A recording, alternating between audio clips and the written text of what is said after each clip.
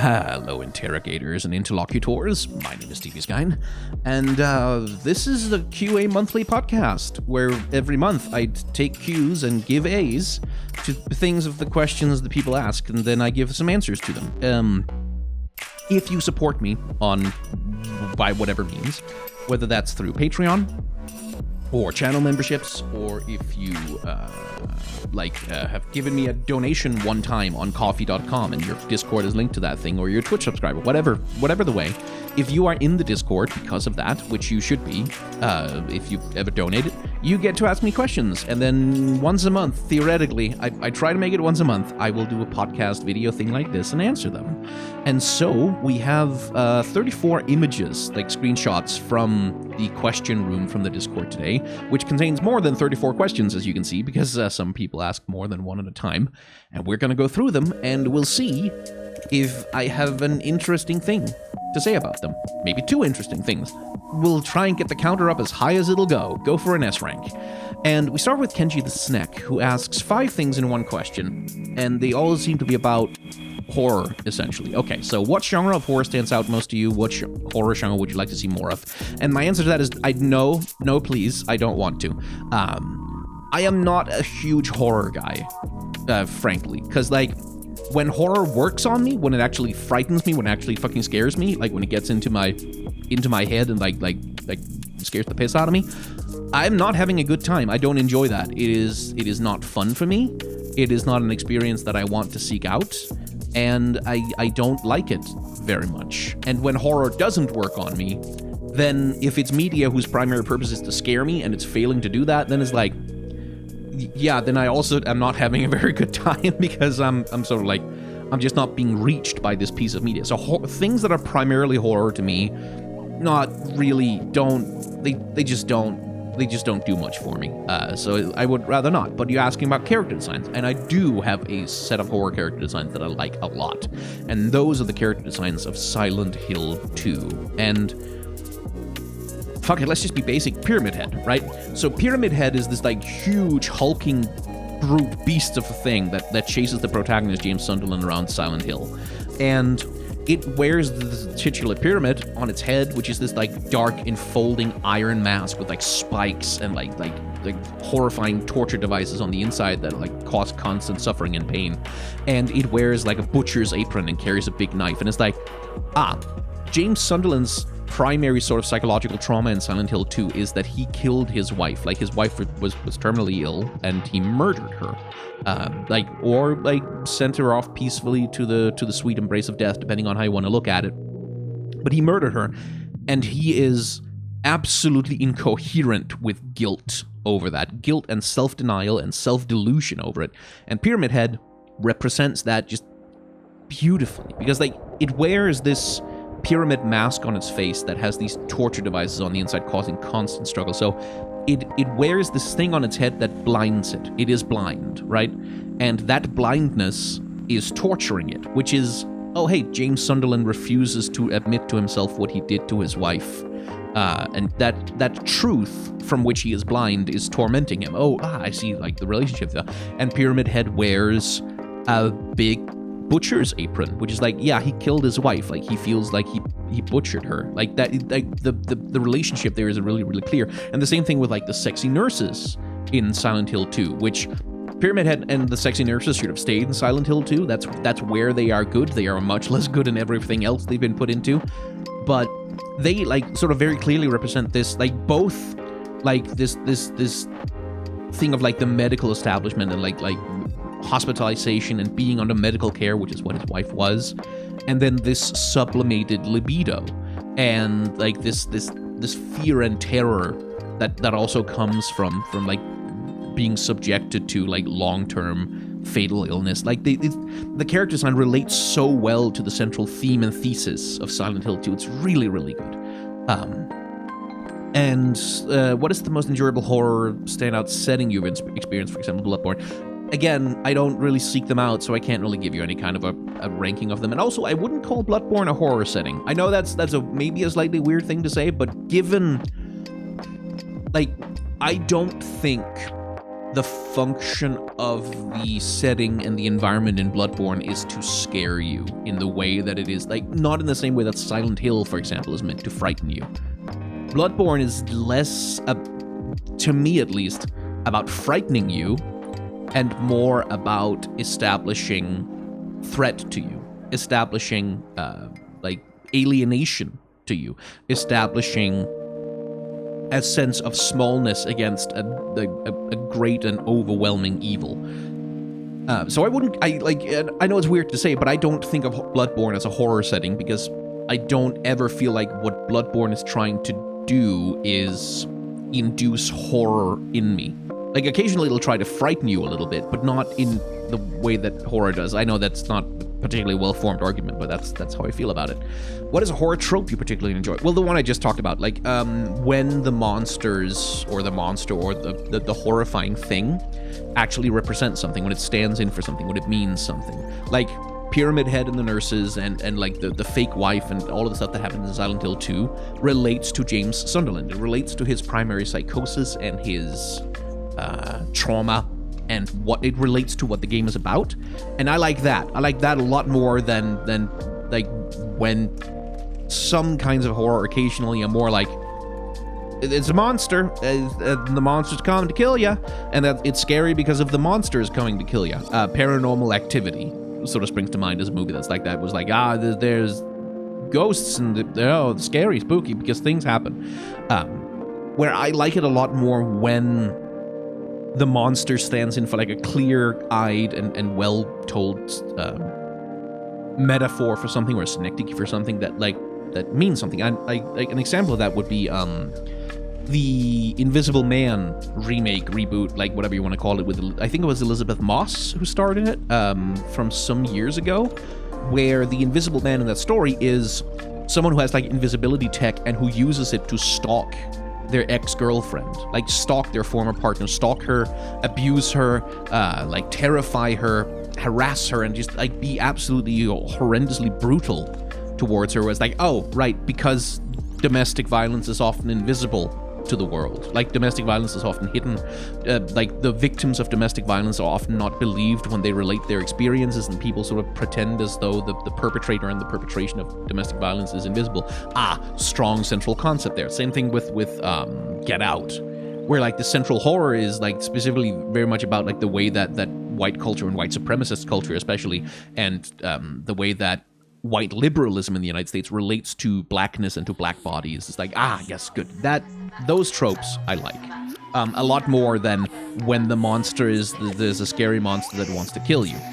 Think Jason Voorhees or Freddy Krueger, or like many of those like sort of iconic slasher creatures. Just, they don't speak to me as much. And I know that they also, like, there's some thematic resonance to them as well. It's not as clear cut as that, but like those kinds of monsters where it's the thing of like, yes, Jason is a cool monster, and Freddy is a cool monster, and Mike Myers is a cool monster. I don't find them as interesting at all. And you asked me about the Flood and the Gravemind from Halo, and like, I played Halo 2 many, many years ago. I think the Flood was in that, but I find all of Halo's extended lore and all of its character designs and pretty much everything Halo I have always found sort of painfully tediously boring. I just don't think any of it is interesting. And that also, like, again, that comes from a perspective of having played Halo 2 many, many years ago and been so thoroughly turned off that I never touched the franchise again. Maybe some of it got better, maybe some of it is more interesting now, but I bounced off of that series very, very hard. And everything I've seen of it from outside, like when Halo Infinite came out, and like Halo 3, and like the screenshots and like whatever video essays I've caught about it, is like, none of that has particularly changed my mind that this looks incredibly fucking boring, and all the monsters and the creatures are really fucking boring and tedious, and the militarism of it is just fucking, like, it's just space Call of Duty in many ways, and I don't like it. So yeah, sorry, I don't have a better answer for you on that one. Buddha, seeing as you used the expression of everyone everywhere all the time a lot in the last AMA, and knowing from Twitter that you had a very strong reaction to the movie, would you be interested in making a one-off video about everything everywhere all at once? I mean, my standard answer to would you ever make a video about X is, yeah, sure, maybe. I don't know, like, I hopefully have a lot of years left on this earth, and maybe I'll do something about it someday. I won't say that it'll never happen, but I don't hold your breath, because it is not something I would do professionally right now. Right, like, my channel is not a movie channel on YouTube, and the copyright purgatory, like the absolute fucking hell gauntlet that you have to run through in order to make a video essay about a movie on this fucking platform, is just, it's tedious as shit. It is risky. Like, you can get copyright strikes, you can get copyright takedowns, you can risk the future of your entire channel, and I don't think that's worth it to make a video which I know would not perform very well. Because even though Everything Everywhere All at Once is like a popular video essay topic, which first of all means there's a lot of competition, a lot of people have said much more interesting things about that movie than I can, it is not what my channel is about, right? Like, my channel is not the movie channel on YouTube, it's the video games channel where you do character design and stuff, and so a lot of my audience aren't here for analysis of movies, first of all, so they won't click on that video because it's just outside of their interest, which is like normal and good. But then YouTube's algorithm also does not see me as a movie channel, so it will probably try and push those videos to like people who are primarily interested in gaming shit, because that's what my channel is about, and then very few of them are going to click through the thing while the algorithm sort of struggles to figure out who the hell to show this video to try and get their attention. And then the video doesn't do very well, and then I don't really make any money off it, assuming I can make any money off it without everything getting copyright claimed. And then the algorithm goes, oh, so his videos are falling off, and will punish my next upload by showing that to fewer people as well, because the previous video did poorly, which means that the next one probably is less valuable in the algorithm, less worth showing to people. And like, I've seen channels go into death spirals because they sort of get stuck in a horrifying loop of like trying to catch the algorithm's attention, but every time they change the subject, it spirals more and more out of what the algorithm actually, like, what the algorithm likes is consistency. So if I do more variety content breaking out of like the niches that I have established, that's going to cost me something. And if it's going to cost me something, I would like it to be worth it. And it is, I don't think I have any very important thoughts on Everything Everywhere All at Once. I have a lot of thoughts. That movie reached into my like chest and pulled out my heart and tore it to pieces, and then put the heart back together again and put it back in my chest and gave it a little kiss like, oh, it's okay, everything's fine now, baby. And then I cried a lot while watching the movie. Like, it's a movie that has affected me deeply, but I don't think I have anything important to say about it. I don't think I have any important opinions about it. Like, I don't think I have anything that is that worthwhile compared to a lot of the essays that have already been made about it. So it's like, and this, the reason I'm giving such a complicated answer to this question is sort of to also give some context to other questions like that I get, where people, would you ever make a video about this? Like, yeah, sure, maybe I could, but the reason why I don't is that this is my job. This is how I pay my rent, and so I have to treat this not just as an opportunity to make whatever video I want on any subject that happens to interest me today, but I do have to go with the flow of how this job is actually supposed to work, you know? And that's a big reason why there's a lot of videos that I just don't make, even though I probably could, and I probably might have something fun or interesting to say or could entertain people with them, is because, you know, it's the realities of the job. So, bummer as an answer, I'm sure, but that's just kind of how it goes. Red Lemon, can you confirm or deny if TB stands for Torskeronsbelad? That is classified information, and you are not authorized to know that. LabLast2882. Hi, Sky, I have a Lord of the Rings question for you. Do you have any strong opinions about certain characters in Lord of the Rings? Yes, I have a very strong opinion about one character, well, two characters in Lord of the Rings, which is Tom Bombadil and Goldberry the River Daughter, which is that in the Fellowship of the Ring, the book, they are perfect. They are immaculate. They are untouchable. The whole Tom Bombadil section in Fellowship of the Ring is perfect. no notes, 10 out of 10. Do not change it. It is exactly as it's supposed to be. And anyone who talks about how, oh, well, it actually falls off the pacing or it's not comporting with the tone is like, are fools and cowards and idiots, and they are wrong. And that section is perfect, and you can't take it out. And the books will never, ever, ever be better without the presence of Tom Bombadil. But also, in addition to that, don't put him in the movie. Don't put Tom Bombadil in the movie or a TV show. No video game. No nothing. No, don't fucking put Tom Bombadil in an adaptation of Lord of the Rings ever. Never. No Tom Bombadil adaptations. This absolutely not, because that would not work. Like, Tom Bombadil is perfect in the books. Leave him there. It is the only place he is perfect. Everywhere else, bad idea. Don't do it. That is my Lord of the Rings character hot take. Flint and Steel, 3 questions. Who by lore is your favorite antagonist in League of Legends? 2, how do you feel League of Legends lore does in comparison to other IPs with making morally great characters? Okay. 3, which League of Legends antagonist would you love to be able to be the lead of the story for? I'll answer the third one first, which is no, please, I don't want to. I can write a pretty good fanfic. I am a pretty decent critic. That does not make me suitable necessarily to be like the story lead on a video game like League of Legends. Like like I get the comments a lot of the times like, oh, maybe Riot should consider hiring you to do that thing because clearly you seem to know what the problems are. I was like, no, that's not how it works. Like, being a narrative designer in and of itself is a very specific and like highly complicated skill set. On a game as big as League of Legends, with that many characters and so much IP shit, like so many publishing regions, and God knows what else they have to contend with, it's even more complicated and big. And like, a lot of the skills you need aren't just, can you write a good story? You need so much more than that, and I don't necessarily think I have all of those skills.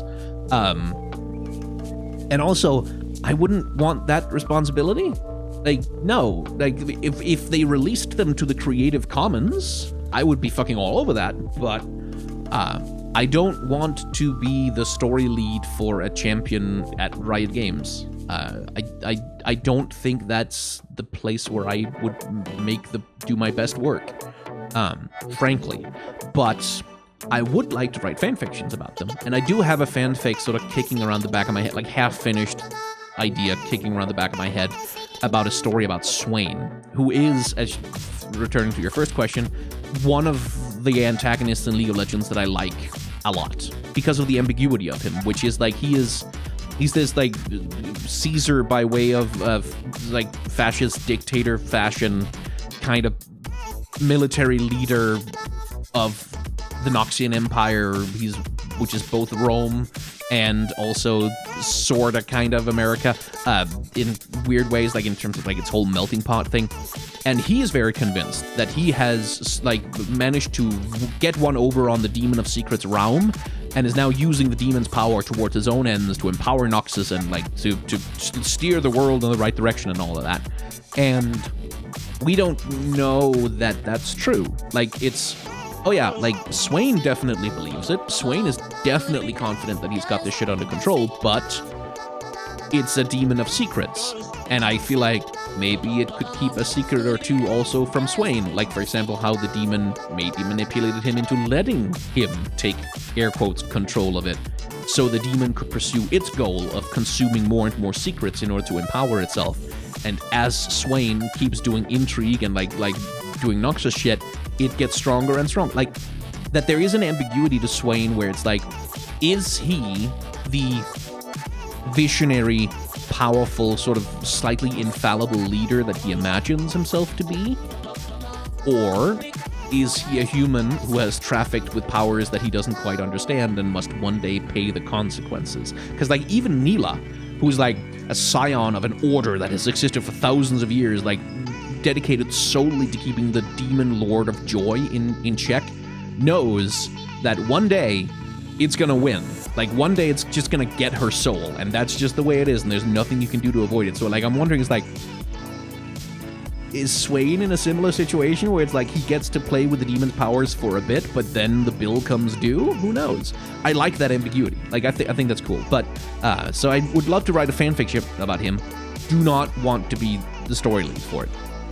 which is on to the second question you asked, which is, how does League of Legends lore do in comparison to other IPs with making morally gray characters? And it doesn't.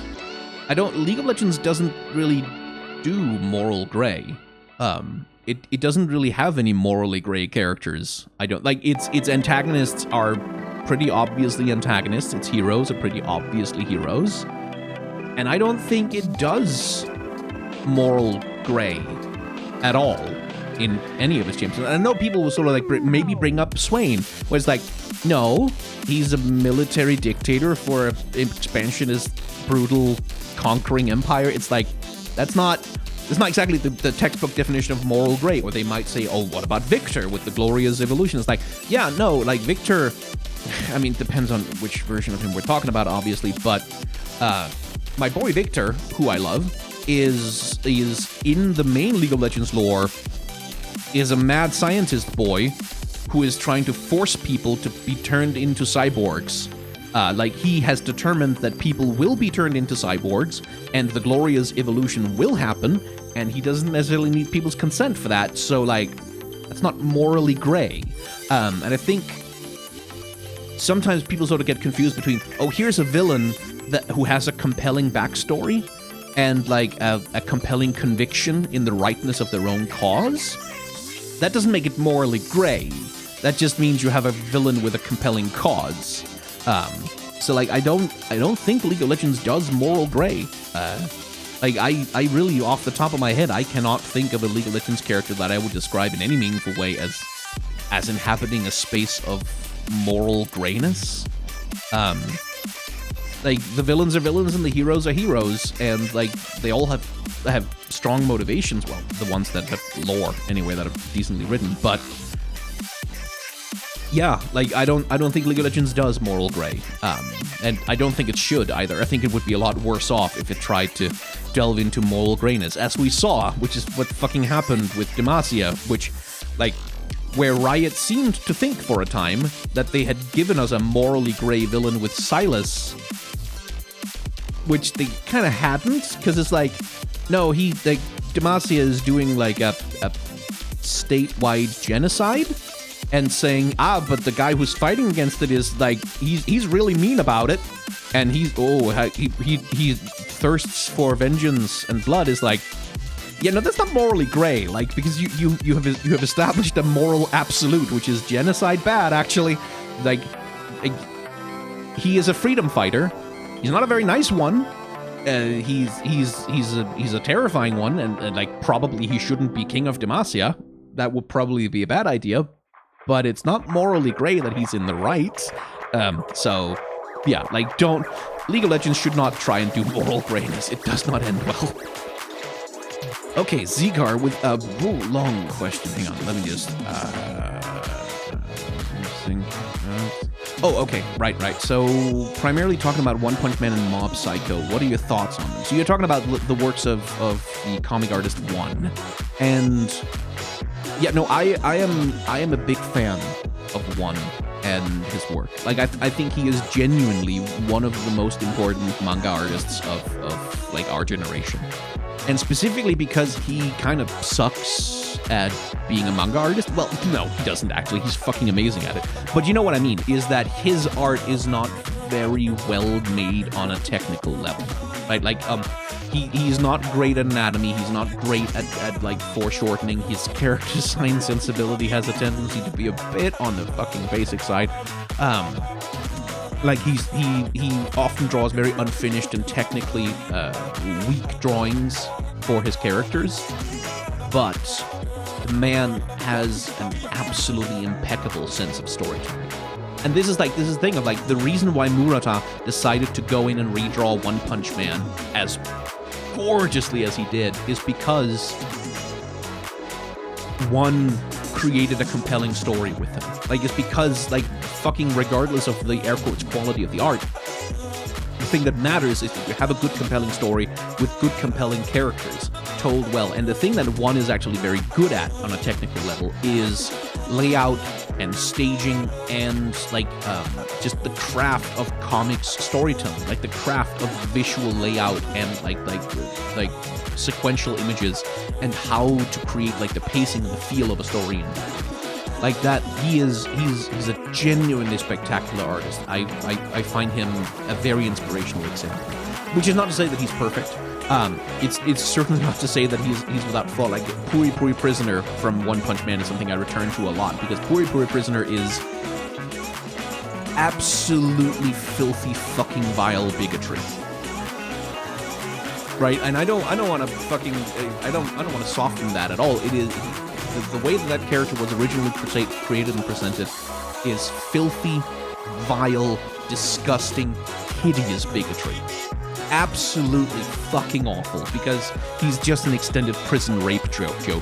Like he's this character of like, yes, like I am very gay and I like to fuck men and so I shall go to prison because there I can rape all the men that I want and then that would be good because it would be correctional rape, you see. It would help them get back on the right path and the story plays that as a funny joke. Oh, it's funny, ha ha ha, prison rape, ha ha, very funny, and gay men are sexually predatory and like they have feminine aesthetics that they undercut by being masculine and ugly, ha ha ha. Like it's just 100% that, and the anime, and even the manga, not as much as I would have liked, but the anime, like, sort of picked up on that one, like, ooh, no, that's a bad idea, let's not do this, and toned that shit down a lot, which is good, because that was some hideous, fairly unforgivable fucking bigotry, that I hate and despise, and he seems to have thought the better of it, like, he seems to have sort of moved on from that particular phase of his edgelord garbage humor.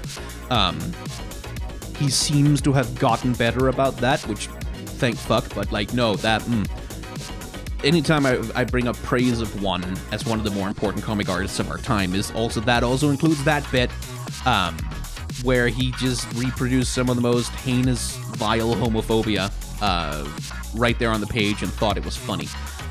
So yeah, but no, like genuinely a very important artist, and like he does something amazing in the way that he uses the concept, like he turns the concept of the anime power level on its head, where in most anime, right, like as the like shonen manga specifically, as the protagonist self-actualizes, as they become more and more themselves, as they live up to the prophecy and like become like the legendary warrior, the whatever, they become more and more powerful, right? Like the more powerful they become, the more self-actualized, the more realized they are, the more they fulfill the prophecies, the more they become the person that their friends need them to be. And one takes that concept and turns it completely on its head by saying, no, actually, the stronger these characters are, the more powerful they are, the worse off and more hollow and empty they become. Like, the less like a person they become. And that's, like, played for a joke with Saitama, who's like, yeah, he kills all his enemies in one punch, and so his life has lost just all sense of passion and purpose, and he's become this completely sort of listless drifter of a man with no passion and just no real joy in his life, because the thing that once gave him joy and pleasure in life has been completely deadened to him because he became too powerful. Like where he's like this reverse shonen protagonist in that sense, who is like perpetually denied any sense of catharsis in his own life because he's so totally like that tells some stories about like what it's like to burn out on something that you're passionate about, and like ennui and alienation and all of that. And then Mob Psycho is like, when Mob uses all of his power, when he's at 100%, that's a bad thing. That is bad. We do not want that. And Mob becomes so much more himself, so much more a person when he is doing stuff that does not involve his powers in any way. Like the Body Self-Improvement Club. And I will say, I haven't read through all of Mob Psycho. I haven't watched all of the anime. I'm sort of talking mostly from secondhand experience, but that's something that's very clear to me in Mob Psycho, is that like, that's why Reagan is his master, is because Reagan has no has no psycho power at all. Like he has no telekinesis or whatever at all. He has none of those powers. That's why he is Mob's mentor, because he teaches Mob to be a person, right? Like that's thematically, that's so fucking very clever, and like one is genuinely one of the great comic artists of our time. with some problems attached to that and some problematic things he's also said and done. Atlas, I'm curious to know your opinion on anthropomorphism in Pokemon design, specifically in the recent starter final evolutions. Seems like every starter nowadays is designed with a very clear anthropomorphic role. I disagree with that. Do you find that concept fundamentally weak or strong? No. Are there specific standout designs you think it actually could that idea especially well or poorly? Not that I can think. Okay. I think I disagree with the premise of your question here. Because I don't think that's true at all. Like hang on, sorry. I don't think that Pokemon starters are at all destined for anthropomorphism. I don't think that's like there's usually a couple in each generation, but like Inteleon, for example, is like it's supposed to be like a secret agent / sniper character. It's like the anthropomorphism makes sense because it supports the concept. But the fire starter in Scarlet and Violet, can't remember the name, but it evolves into like a fucking crocodile. Like there's nothing anthropomorphic about that at all. So like I really don't agree with the premise of the question there. Like Cyndaquil doesn't evolve into anything anthropomorphic. Yeah, no, I disagree with the premise. Because like when you think about Greninja, it's supposed to be a ninja, so the anthropomorphism supports that particular character design concept. Decidueye is an archer. It's supposed to be an archer. That requires a certain level of anthropomorphism to get across because you have to pull the bowstring and fire the arrow. Cinderace is an athlete, yeah. And then, so therefore, it does kind of need a certain level of anthropomorphism to run around and kick a ball. So like these are all ideas that support the central concept of the character design. I don't think they're being anthropomorphic just because. I don't think they're being anthropomorphic just because of that's the rule for Pokemon now is that they have to be anthropomorphic. Like Meowscarade, yeah, sure, but the concept of that one is that it's essentially like the Scarlet Pimpernel. Like it's leaning into like this idea of like a gentleman thief kind of thing, or like a charmer at a masquerade ball, and that's why it is anthropomorphized. In order to support that particular fantasy, like with the fencing and all that, like, so yeah, I disagree with the premise of your question. I don't find it problematic because, like, that would be like, do you find the color red problematic? No, it's just a color. It's how is it used is the interesting conundrum. Let's see, are there any occasions when you become oddly chauvinistic or proud of your country for no reason, asks OW. And yes, there are, when Americans try to criticize it. Only America, like, and specifically United States Americans, right? Canadians go ham. Anyone from South America, fucking Mesoamerica, you open season on Denmark, I have no problem with it, but America gets to shut the fuck up. Americans get to shut the fuck up. You don't get to say shit about any dumb bullshit that happens in my country. Because I'll shit on Denmark all day long for all of the problems that we have, like the profound racism that exists at the heart of a lot of our politics, are the still absolutely petrified conversation about issues of like consent and sexual harassment. We have problems. We have a lot of problems, but I'm not hearing one fucking word said about them by Americans. Like United States Americans, shut the fuck up. You guys are like, because you, like, our right wing is currently trying to import the LGBT anti-trans hate crusade that you motherfuckers invented over there with your fucking evangelical Christians. So many of our problems are because of you. You don't get to say shit. Shut the fuck up. That is the only time I become chauvinistic or proud of my country, is like anytime Americans brag about anything about the United States, I will sort of in the back of my head go, yeah, no, like that's shit compared to how we've got it here. Which is not my most charming attribute, I will say, but like, no, just specifically United States Americans do not get to say shit. Everyone else, you are more than welcome. Lerpa, since you were on Tears of the Kingdom mode, well, that's over now. And ever thought of doing a design series on Zelda? Yes, I have, many, many times. It's another one of those 1,000 scripts lying around on my Google Drive that sort of got half started with a bunch of notes but never really got finished. I have one in the Metroid series as well. it has been on my mind a lot, and with Tears of the Kingdom currently being as popular as it is probably the ideal time to do something about it. Whether I will, I don't know. I think it's probably more likely that I'll do some shorts, especially about Princess Zelda's design, the way that she's changed, like the changes that have been made to her character design specifically for Breath of the Wild and Tears of the Kingdom I think they're really, really strong and good, and a sensible way to redefine the character. So maybe I'll do some shorts about that, I think, because that's something I could probably get out the door in a way that I probably couldn't with a major video essay right now. Let's see, Mirrors. Hey Skyn, I was looking at Ladiva's design from Granblue recently, and while her design, with the context that she's a trans woman, could be perceived as transphobic, I have noticed that she's treated with respect within her franchise. I want to ask, can a potentially problematic character design be decoupled from the negative stereotypes associated with it if the media that it resides in treats it with enough respect? I can't give you an answer to that question, specifically, especially not when it comes to like Ladiva from Granblue. First of all, because I don't know Granblue, I don't know Ladiva, I don't know what she looks like or what the context of her character design is.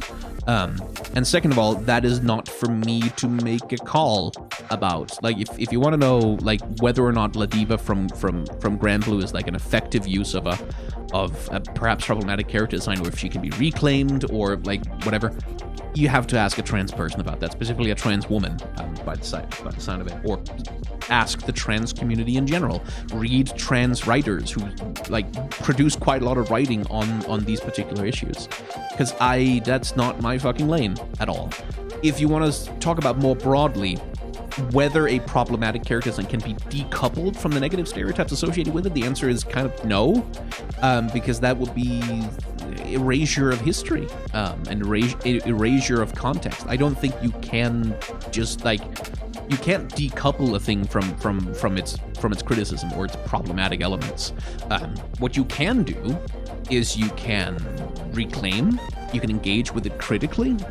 There are plenty of cases where like this is a long proud part of queer history, is to reclaim things that are used as like slurs or attacks on queer people and queerness. The word queer, for example, is a word that used to be a slur, which has been very thoroughly reclaimed by the queer community as a marker and signifier of pride, right? So like that kind of thing happens all the time. Like plenty of like problematic film characters and movies like from forever have been reclaimed by the queer communities in one way or another, despite having been originally created to sort of target them. That's why like queer people sort of like stereotypically love queer-coded villains, right? It's because it's that process of reclamation. But in doing so, you don't decouple it from its problematic past. You face the problematic past, you look at it, you understand it, and then you go, yeah, but I'm going to take this for myself. Like, I'm going to take this thing that was construed as like an attack on me, and I'm going to turn it into like something that serves me instead, right? Like that's an active decision to engage with a problematic past, not to decouple it and sort of pretend it doesn't exist or throw it away. So I guess that's as close as I can come to an answer on that question. Zcar, what's your favorite type of chips? Brand, flavor, and style, and why is it Kim sour cream and onion? No, Kim sour cream and onion, not super big fan of them. Sour cream and dill, pretty good. There's some jalapeno chips that like store brand, the local store that I've sort of been obsessed with for a while, that I really, really like. And sometimes you just want like plain barbecue chips, so you can like get some nice dip, and like you have a chip that doesn't have too much taste shit going on. You can kind of dip and you can kind of mess with the various dips. So like, yeah, but no, sour cream and onion is really not my favorite flavor at all. Abyss Runner, who has the saddest backstory of the Straw Hat Pirates? Personally, I think it's Sanji, but I might be biased since that's my favorite character in One Piece. And then the reactions down beneath it spell out Nami, and I'm like, with respect, are you two people? Are you reading the same story that I am? Because it's fucking Brook, man. If saddest back, it's Brook. Brook has the saddest. He alone on a pirate ship in the calm belt, seeing all of his friends slowly die in front of him, and then for 40 years sailing around immortal, unable to die, with only the corpses of everyone he loved for company? No, it's like Robin is up there. Robin is like right behind him because like holy shit, girl's been through some shit. But no, it's Brooke. What do you mean Nami? What do you mean Sanji? Like they still have like Sanji's family are garbage, but he still has them. like Nami has a village to return to with a community that loves her. Like yeah, she lost her like adopted sister mom. Is like that's fucking rough, but come on. No, it's Brooke. Like there's no contest. It's Brooke with Robin as the closest one behind, and the person with the least sad backstory. Luffy, frankly. But yeah, I no. What do you mean Sanji? Hell no. Arathane, greetings, Honorable Mr. Skyn. Have you watched Made in Abyss? I have not, no, so I can't really give you any answers about that. Instead, you asked me about what I would be looking forward to in Armored Core 6, and again, I have never really played Armored Core games, so like, beyond there are big robots and they blow each other up, I don't have any expectations for Armored Core 6 at all. Like, I know that the old Armored Core games are very sort of niche and very sort of like cult hits, with like a dedicated fan base and following that really, really loves them, but like not a lot of broad mainstream appeal. And I feel like From Software, as much as they've grown and as much as like they've become much more better at polish and like marketing, and that Armored Core 6 might be the game that sort of breaks it definitively into the mainstream, and that would be cool. But I have no expectations of Armored Core because I have never played Armored Core much before. Appalachian Mothman. Have you ever played the Horizons series? Forbidden Dawn, Zero Dawn, Forbidden West. I'd love to know your takes on the overall designs of the different tribes. I have. In fact, I played Forbidden West for a video essay that I did for Red Bull a little while back, which I don't think it did numbers, so like no wonder you haven't seen it, but I did do a video essay for Red Bull specifically talking about the design of the Red Blight in Forbidden West, which I thought was quite good. But if you ask me about the tribes, I didn't like those very much, to be quite honest. I don't think the different tribes have very interesting designs. I don't think they have very different designs either, to be perfectly frank with you. Like, they all... I would say that like, outside of maybe whatever the hell the tech people who sort of worship the old CEO guy, most of the sort of tribes of Horizon all come from exactly the same aesthetic of tribal wear and gear. Like, it all sort of comes from the same sort of assumption about what does tribal look like in humanity, what does primitive tribes people and indigenous people look like in humanity, and I don't find most of them that interesting. Like, especially when I, like, this is sort of, like, again, a personal bugbear where I think of the sheer breadth and diversity of style and aesthetics and culture that exists in the real world, and then I compare it to what the different tribes look like in the Horizon series, and I kind of go, the Horizon series all kind of look like they were made from the same template. Like the same aesthetic of how the wild indigenous, air quotes, looks, and like big air quotes around all of this, frankly, where I feel like, and this is sort of a general problem I have with Horizon, is that I think its story is fundamentally quite misanthropic, and very fatalistic and pessimistic about humanity as a whole in a way that I think does not serve its themes at all. Like, I think Horizon as a series takes a very dim view of humanity and sort of runs face first into some, what I would call some problematic worship of the heroic individual. That is not unusual at all for American AAA video games, but which I just, like, given the context and the theme and the environmentalism that the game sort of tries to stand for, I find incoherent and kind of bad. And I have not really ever been, like, I've tried to think of the tribes in the Horizon series off the top of my head, and I can't, they all kind of melt together in one big slurry in my head, where I can't really distinguish the Nora from the Karja, or the people in the plains with the land, like the rhino bots thing, and then the warlike tribe that does all of the war, because the tribe has like this monolithic uniculture where they each one represents like one thing, like they're aliens on Star Trek. I have a lot of problems with it. It's like, I don't really like any of them that much, and I don't remember any of them well enough to do a particular hot take on their individual aesthetics, because I don't think they really have any. I think they're all cut from very much the same cloth. Arno, the blind stargazer. What's so good about League of Legends? I don't get it. Everyone I know seems to agree on it being cringe, childish, generic, but you, who I know to have good taste, seem to be really engaged in it. Why? I don't mean to sound rude, I'm genuinely interested. I fully accept that you didn't mean to sound rude, but you did sound very rude. I will say. But it's a legitimate question. Like, what the fuck is good about League of Legends? It's a good question to ask. And I think I would start with... When I was growing up, and like when I was a teenager and was a young boy and like a young man, most of the things that everyone around me agreed were cringe and childish and generic, and like bad and like inferior art and inferior media, were things made for women. Right, like, it's like, oh, the Twilight novels, well, they're shit because girls like them.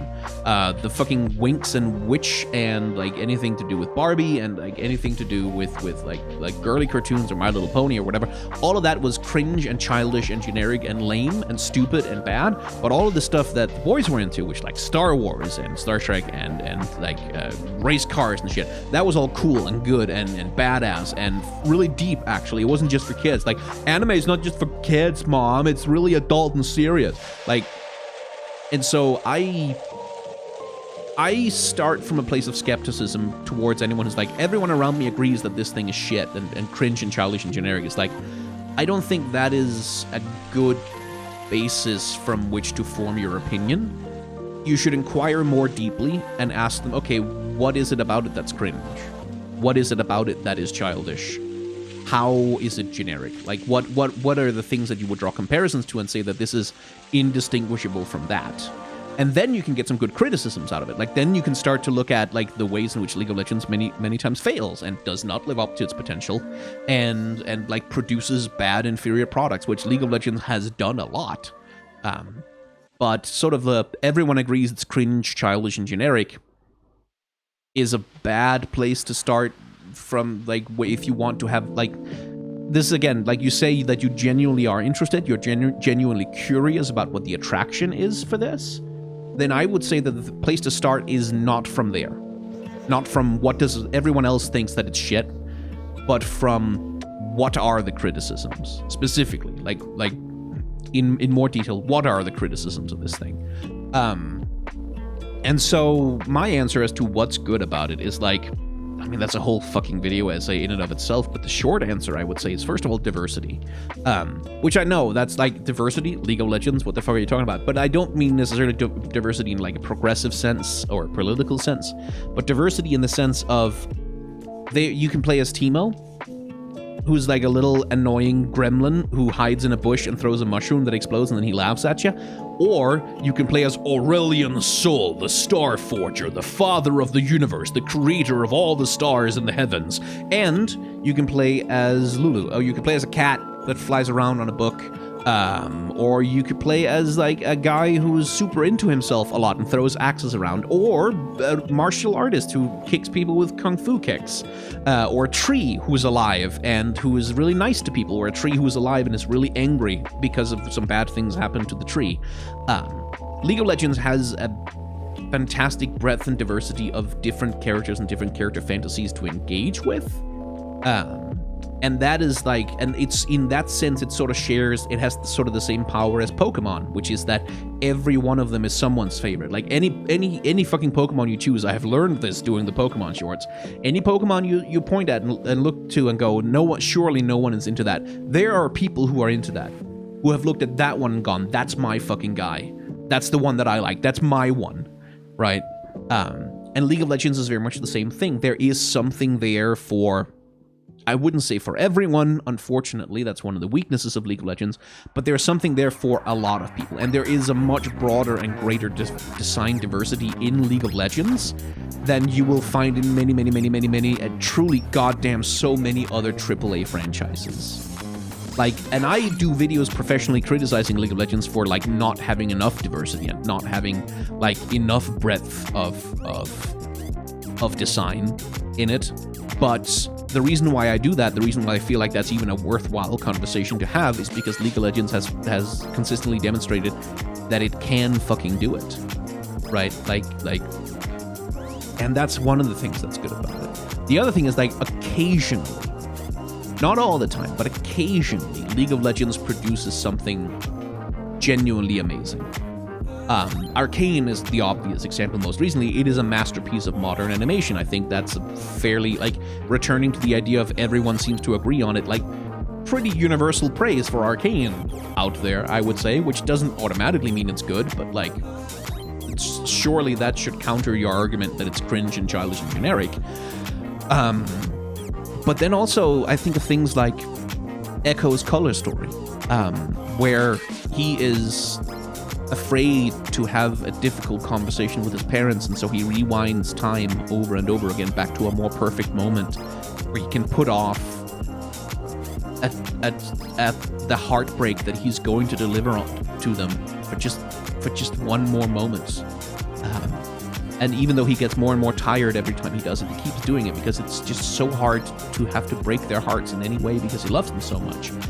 And that's a really good and creative and interesting application of his powers, and that is something which is true. Like, I have found myself in those conversations before where I just wish I could turn time back a little bit and not have to do this yet, because I just want to spend one more moment in this perfect world where the conflict hasn't happened yet. Very occasionally, League of Legends produces, or rather, not League of Legends, but the artists and writers and designers who work on it, who are very good at their job and genuinely invested in storytelling, produce something that is really fucking good. Like, if you look into The Eye and the Abyss, is a genuinely good little sort of cosmic horror narrative odyssey with Freljord characters that is told about, like, these Winter's Claw tribesmen who, like, descend into the Howling Abyss to check on the sleeping elder gods that dwell down there, which is very well written and very engaging. Like the Ruination novel and First Shield, pretty good too. Like, they are perfectly decent, serviceable little fantasy novels. Like, not leagues above anything else you could find on the market, but certainly not any at all below it either. So, like, I am in love with League of Legends out of habit, I think, in part. Like, I started engaging with this game in Season 2, and I'm still fucking here, and that is in part because of... I don't know if you watched that video, but the story I wrote about Nasus and Renekton, and their bond and their love as brothers, which is something that has been explored much too little by Riot themselves, but the bits of it that have been explored, like Nasus's perpetual shadow of guilt over abandoning his brother in the depths this way, and Renekton's constant sense of shame and inadequacy next to the perfection of his brother, is like, that's a compelling and really strong narrative dynamic around which you can build some really great characters. Characters like Renata Glask are also really well put together and well built and, like, primed to create really good stories. Udyr and his story of self-discovery and transformation, like the way that he sort of has come into himself through his journeys, there is something good and compelling there. There are really... That has always been the frustration with League of Legends, is that it has really, really great story hooks that it very rarely finds the time or resources to hang anything on. So, like, yeah, like, what's great about League of Legends is the same thing that's great about any big IP that a lot of people are into, is that there's something in there that speaks to them, you know? There's something in there that resonates with people, even if it's not accessible to you, if you can't see it. It is in there. And I don't think it's good to lock yourself away from that just because of, well, everyone I know says it's shit. That's a weak reason. Like, if you investigate it yourself and you find, oh, fuck, this is so cringe and boring and I don't want to deal with it, that is absolutely fair enough. Like, you don't have to like it at all.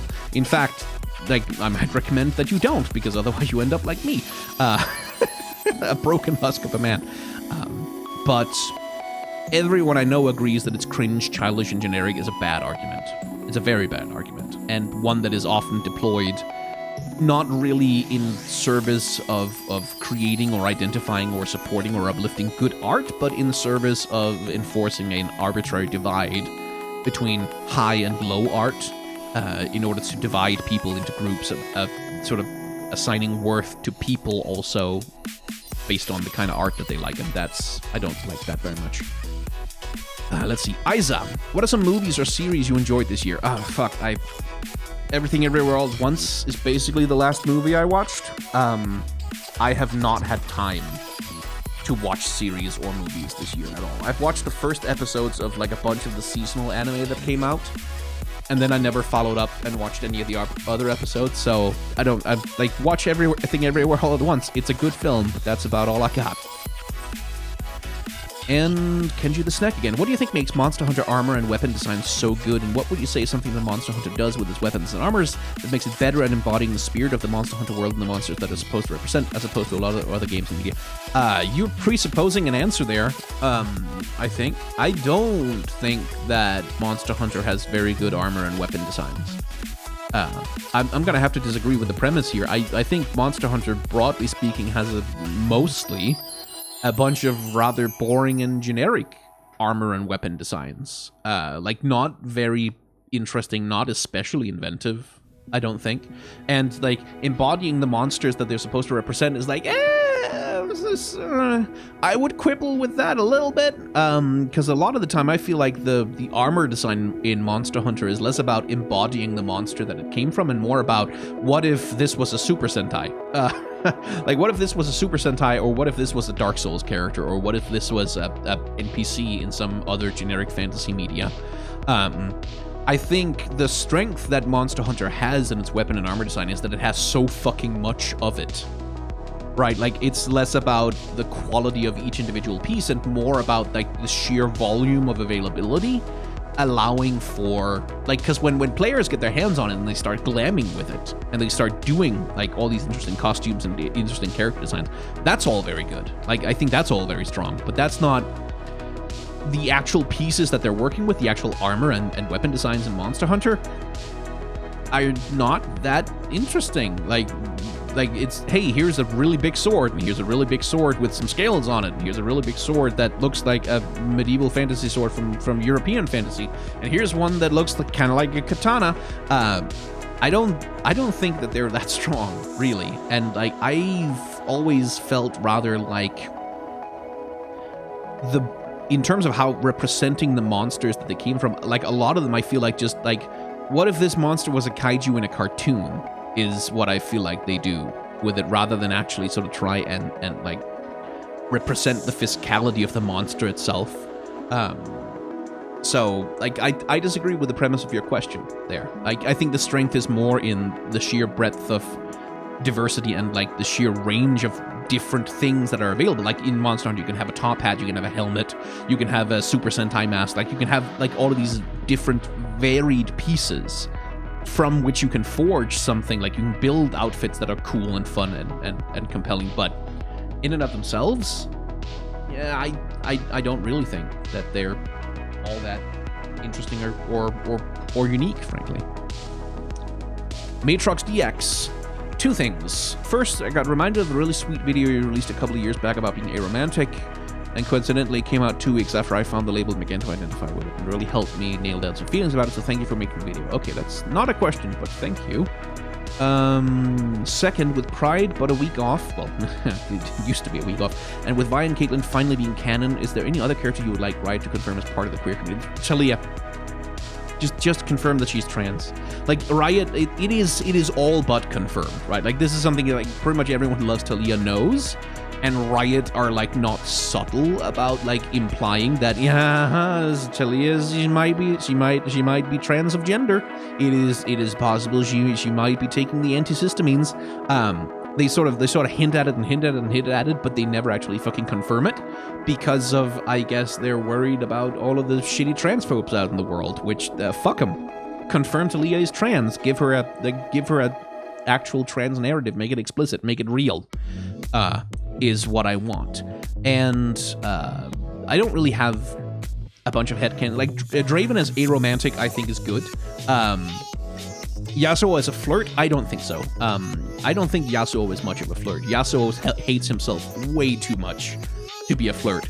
And my headcanon about Yasuo, insofar as I have one, like my read on Yasuo is actually almost the polar opposite of yours, that he is a hopeless romantic and profoundly like horny, but a bit of a sub about it. But he is so mired in self-hate and self-loathing that he would never, ever, ever actually try and pursue anyone. But that's, the fun about headcanons is that none of them are true, and therefore we can just have as many of them as we like. Zumi.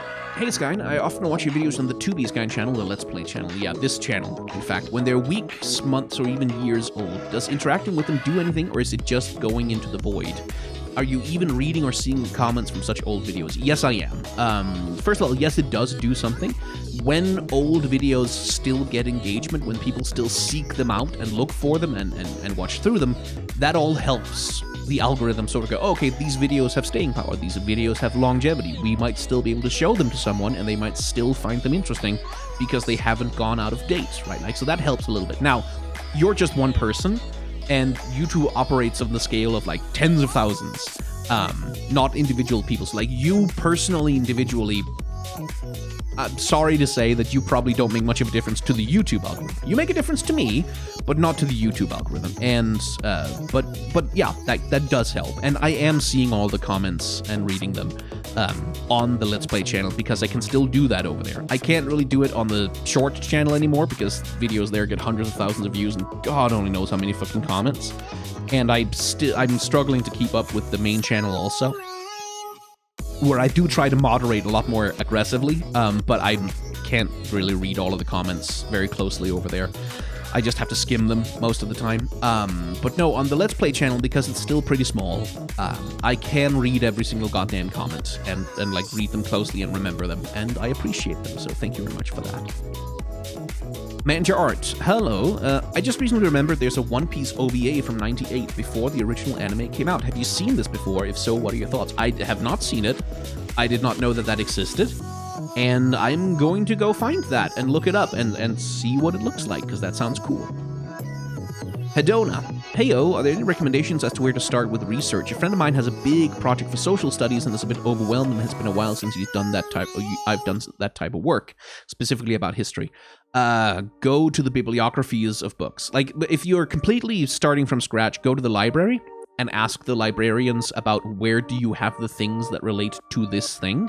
Because if you have a halfway decent library, they'll be able to help point you in the right direction. And then from there, check the bibliographies of the works that look interesting and credible and see where they get their information from. And use that as your guide to try and find new sources of information and branch out and seek out more knowledge that way. Wikipedia can also be used that way. Like, you can't cite it as a source, but you can go to the citations on Wikipedia and you can use those as a guide to where to start to find information about the subject. So, like, that would be my recommendation for doing that.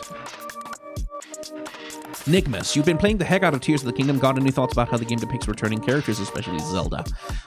Yeah, like I said, I'll probably save that for a short, but like, Zelda in Breath of the Wild and Tears of the Kingdom is a distinctly different character design than she is in pretty much any other Legend of Zelda game. Like, where in any other Legend of Zelda, she'll have like the pink and white dress with like the golden hair or the brown hair and like tiaras, and she's very royal and she's very sort of like steeped in the power and the prestige of Hyrule Castle. And this is something that like happens to her even in Wind Waker, where like the Tetra persona kind of has to die so she can be Princess Zelda for a while to fill that role. And Breath of the Wild and Tears of the Kingdom, like, by turning, first of all, by inverting her color scheme, that shows she's no longer white and pink, but she's blue and black. Like, those are some of her major colors. Tell us that this is a very different Princess Zelda, that this is a very different character, because she is. Like, this is a Zelda who is not embodying the goddess of wisdom in the same way that she's almost always doing in all her other roles, where she's like the embodiment of the Triforce of wisdom and like all of that shit.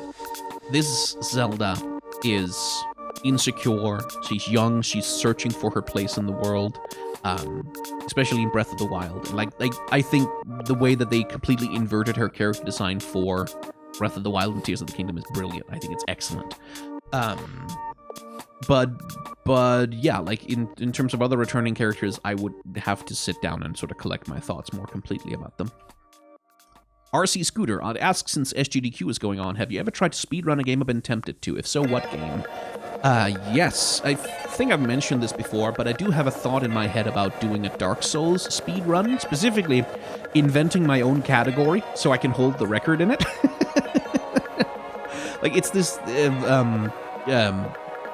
in my head, I call it lore percent, which is you go through an all bosses run, but before you are allowed to deal the final blow on each boss, you have to explain their lore out loud in a comprehensible way before you're allowed to kill them. And then you sort of had to do that as fast as possible while trying to survive against the boss. Then you kill them and then you move on. First of all, because like if I invent my own category, then I can hold the record, but also because I think I don't really have the competitive drive for speedrunning, or for any kind of competitive gaming, frankly. And I don't think I would enjoy trying to speedrun Dark Souls normally, but trying to essentially do a TLDR version of the boss designs of Dark Souls that way, that to me would be interesting. That would be fun, and that feels like it would be unique to me. Like that would be a kind of speedrun that I could do, that maybe other people wouldn't come up with or couldn't do. So like that feels like something where I would be at least contributing a unique kind of content to the world. So that's something I've been playing around with in my head. Not that it's something you should expect me to do within the next several years, because who the fuck knows what else I've got going on. Too many things. But that's sort of the only speedrun I've sort of played with doing in my head. My brain is not a squid. Cliche question, but what do you actually tell people when they ask what you do for a living? I don't. If they are young enough and seem online enough, I'll say, well, I'm a YouTuber. I have a medium-sized channel where I do video game stuff, and they'll sort of go, oh, okay, I kind of get that. And maybe they'll find that interesting. Maybe they find that cringe. Who cares? Whatever. If it's anyone who's like Gen X or older, I say that I work in online video production. Like, oh, no, yeah, I do voiceover, and I, like, help with script writing. I do script writing, and I do editing. And they sort of go, oh, okay, on a TV production. Yeah, but, like, it's for online. It's for online platforms and stuff. Like, I try, but mostly I try and not tell them what the fuck my job is under any circumstances. Like, I generally don't want people to know that I'm a YouTuber, because, like, the questions that people sort of ask or the assumptions that they make are just kind of tedious and annoying to deal with. Because like, oh, do you know Jake Paul? No, I do not know Jake Paul. I'm not like Jake Paul. I'm not a vlogger. I'm not that kind of influencer. Like, trying to navigate people's assumptions about it it's just tiresome, so I just don't talk about it. Okay, Matrox. I don't have a really serious question this time, but I have a bunch of short, non-important ones. Pick one. You can not get, interact, consume, create the other for a year. Cake or pie? Oh, cake. Rock or metal? They're the same thing. Pop or folk music? They're the same thing. Tomboys or femboys? I mean, fuck. Give me both, but tomboys, I guess. Cute cats or cute dog? Cats. Absolutely cats. Cute rats? Yes, rats. Definitely. League of Legends or Soulsborne games? Soulsborne games. Winter or summer? Winter. God, no, I don't want a full fucking year of summer. Are you kidding me? I would die. Autumn or spring? Ooh, autumn, definitely. Trans rights, not a question. This is true. Bastard affectionate or bastard derogative? Affectionate, obviously. Dungeons or dragons? Dragons. Tragedy or comedy? Comedy, please. YouTube or Twitch? Oh, fuck, neither. But YouTube if I have to. Board games or video games? Absolutely. Coffee or tea? Definitely tea. Pokemon design reviews or League skin reviews? Oh, definitely Pokemon. Asterix or Obelix? Obelix is my boy. 2D or 3D animation? 2D animation. And happy Pride to you as well. Joyce W. Art, have you seen the new Spider-Verse movie? I have not yet. I want to see it in the cinema. The closest cinema to me is like half an hour away by bus. So finding time to go and do that it's been difficult, and it hasn't really been a priority for me to go and see movies because I've got too much other shit going on. So yeah, that one's gonna have to wait. I might not catch it until it comes out on VOD, which bothers me. I really want to see it in the cinema, but you know. Seth the Seal. If I remember correctly, you mentioned Super Eye Patch Wolf is one of the channels you enjoy watching. What's your opinion on Fear and Hunger? I don't have any opinion on Fear and Hunger. I thought his essay and video about it was decent. But I've never tried it. I've never engaged with Fear and Hunger, so I have no opinion on it. Related to this topic, I think you've discussed difficulty options as an accessibility tool some time ago. What is your stance on games locking content behind higher difficulties in the context of player accessibility versus achievement? I mean, that's a very contextual question. I think it sucks. I think it's kind of garbage when video games... Like, if you think of, like, if you don't play the game on the hardest difficulty, you can't see the ending. Right? Like, if video games do, like, something where they really, like, gate off the ability to fully engage with the video game behind playing it at an arbitrary difficulty, I think that's kind of shitty and petty. I think, petty is really the thing I'd use to describe it. I think it's really petty. I think that's really kind of an unpleasant way to treat other human beings, pretty much no matter what the context is. Like, if it's, like, your ability to fully engage, like, imagine if God of War is, like, the new God of War games, is like, oh yeah, no, you get to the halfway point of the game, and it's like, well, either change to the highest difficulty, or else we'll delete your save now. That would be like, no, fuck you, actually. That's really shitty. But that's not to say that, like, obviously, it is completely fine to gate certain things behind higher difficulty. Like, if like, Kingdom Hearts has a really good way about this, I think, where, like, you can play the whole game through on the easiest mode, absolutely no problem. Like, the game will not mess with anything. But if you want, like, the secret cutscene that teases the next game, right? Like, if you want the extra super special hidden extra cutscene with, like, a little itty bit of extra context or some kind of tease or set up for something that's going to happen in a future game kind of thing, then you got to beat it on the high difficulty and get all of the achievements or whatever. Like, that's completely fine, right? Like, it's mostly that thing of, like, is this game obviously carving out huge pieces of itself and locking itself away from anyone who's not willing, like, or rather not able to play the game at the highest level? I think that's shitty. I think that's just really petty.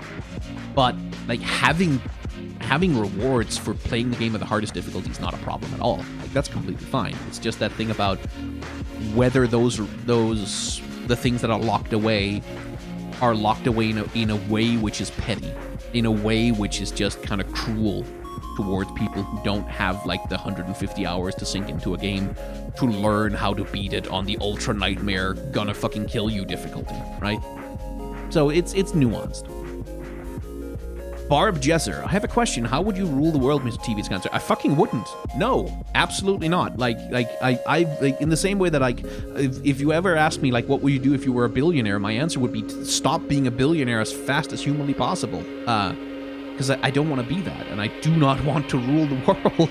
Like, I would seek to divest myself of my power as fast as humanly possible, and God only knows what kind of chaos I would create by doing that. But no, I don't want to. No, absolutely not. No interest. Ruda Bruder.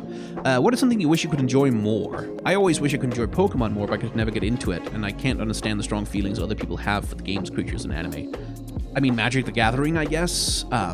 I've never really had people around to play with, and the game is so, at least to me from an outside perspective, like, I played it a bit with my friends in school when I was like 10, 11, 12. But at this point, the game is so archaic and so weird with its systems and so set in its ways and stayed that I find it kind of alienating to try and engage with. Like, I've tried Magic the Gathering Arena, and I don't understand how anyone enjoys this at all. Like, it's so outside of my sphere of enjoyment. But I do wish I could engage with it more, because it has such gorgeous art, and it seems like there's good stories there, but I've never played the game with people, really, and I think that's where I would find the enjoyment. The other thing is competitive gaming. I just don't enjoy competitive gaming. I really don't get off on it very much at all. Like, which is one of the reasons why I've fallen out of playing League of Legends itself, is because the game got more and more competitive, as many other people have made essays about in the past. It's like League of Legends got so much more like, play the game competitively, compete with your friends, have competition, rather than being sort of a casual, fun-friendly sort of like shitpost experience with a bunch of pals kind of thing. It became more and more competitive as Riot focused more and more on the esports side as a means to market the game, and I just stopped having any fucking fun with it whatsoever. And not just because you get shitheads yelling at you in chat because you missed a CS or what the fuck ever. I just don't find competitive gaming that fun compared to cooperative gaming, for example. Like, that's the thing I always liked about League of Legends, is the cooperative aspect of working together with your team, but then the aspect of, like, no, you have to deal, like, you have to fight someone else, and you have to be motivated by the intrinsic desire to compete with them and beat them, is like, no, I don't have that. Which is also why, like, I'm excited for Project L, but I don't know if I'll be able to get into it very much, because I just don't have the competitive drive. Like, I don't really want to beat a bunch of people in 1v1s with my main in a fighting game that much. I just don't get that much out of it. So, yeah, I wish I could, but I just don't. Samick, if you could place yourself in any fictional universe and become a main character of a story, what universe would you choose, and what kind of story would you like to experience? I would like to experience a really sort of comfortable, cozy, like comfort core, pleasant coffee shop alternate universe fanfiction. Just the fluffiest, lightest, most pleasant, comedic sort of tone, nice, low stress, no real problems exist in this world, fluff kind of story. Yeah, that's what I would like, please. I would like just to have the least stressful life you could possibly imagine. That is what I would like, please. Thank you. Yes? Quinny, are there any Pokemon or Evo lines that you wish you could redesign? No, I don't think so. I mean, I could probably do a building a better about some Pokemon line someday, but like mostly I wish I could delete Jinx. Just fucking get rid of Jinx and Smoochum, just retcon them out of existence. But I can't really think of a Pokemon that I would like, I really want to redesign this. Like, I have such a better idea of how this could be executed. Kind of don't really have that for any Pokemon. Maybe I'll find some as I keep going through the shorts for them. But no, not really off the top of my head, no. Abyss Runner, question about Zelda Tears of the Kingdom. Just before the game released, articles were published about how the developers of Tears of the Kingdom were worried that the game would feel way too similar to Breath of the Wild. Many of them even going so far as to say they are having a lot of deja vu when making a game. My question, what do you think after beating the game? Was it the same experience as playing Breath of the Wild, or was it different enough to feel like its own thing? Yes, it was. Tears of the Kingdom felt completely like a different game. That's part of the miracle of that fucking game, is that they had the same overworld, mostly, with Hyrule. And yet, it felt like its own experience. It felt like its own video game. It felt like a new world. And that comes down, I mean, partly to the fact that they had the whole underground map that they just hid from people. They just didn't tell anyone that there was a whole fucking underground, and that they had the sky map and like the hugely increased range of mobility, the completely new way to engage with the world, which came from Ultra Hand and Fusion. But also just things like everywhere has fucking caves now in the overworld. Like in the old Hyrule map, it's like, yeah, you go to a place, and I've been there 5 or 10 times already in my Breath of the Wild playthroughs, but oh shit, what the fuck's that cave that's there all of a sudden? What are these new NPCs that are there all of a sudden? There's a whole new side quest. And the caves especially is one of the master strokes of Tears of the Kingdom's overworld. Just the fact that you go there and there's a cave, and you don't know when you look at it whether you're gonna go in there and like fight 5 Horriblins and get a bubble gem and then that's it, or whether there's a whole entire fucking mini dungeon down there, or whether it's a passageway that leads you from one side of a mountain to another area entirely. Like, just the caves that are there waiting to be explored. I think especially if the caves under Hyrule Castle leading out to Lookout Landing, like with all those branching paths and all, like, holy fucking shit, like that was a big part of what made the world feel so fucking new. Is like they gave you different ways to engage with the world that you were in, and they just filled it up to the fucking brim with just new shit. It's the same map, but there's so much new shit in it There's so many fucking side quests too. Like, holy fuck, there's a lot of side quests. It's basically that. Like, Breath of the Wild is a very empty game. It's intentionally a very empty game. It's a game that's very much about feeling this world that has existed in limbo in a waiting period for 100 years, waiting for something to happen to resolve the conflict between Calamity Ganon and Zelda. Like this whole world that is literally holding its breath. And then Tears of the Kingdom, where the world is just so much more alive and so much more full of people and cultures and stories and things that are happening. To me, it felt like a completely new game, and that was kind of miraculous. And we end as we started, with Kenji the Sneck giving us our last questions. What do you think, in a design without explicitly stated or at least readily available, easily accessible lore, is the easiest way to convey the character's story? Visuals, music, in-game dialogue? Or would you say that only a mixture of all of them work best? Are there any examples you can think of? That is much too broad a question, because, like, what is the easiest way to convey a character's story in a video game? In what kind of video game? Like a top-down strategy RTS, or an RPG, or a visual novel, or like, are you talking about a literary character in a book, or a comic, or like that? That is so dependent on the format and on the genre and on the medium that you're working with, that I cannot give you any kind of an answer to that question whatsoever. Like, only a mixture of all of them would be best? No, a mixture of all of them is always best, but that doesn't mean it's the only viable answer, or even the correct answer in some circumstances. So, like, I cannot give you an answer to that question at all, I don't think. Also, what do you think of punk rock metal aesthetics and culture, especially the counterculture aspect of those things? Again, that is a much too broad question for me. Like, I don't really know what you're asking me.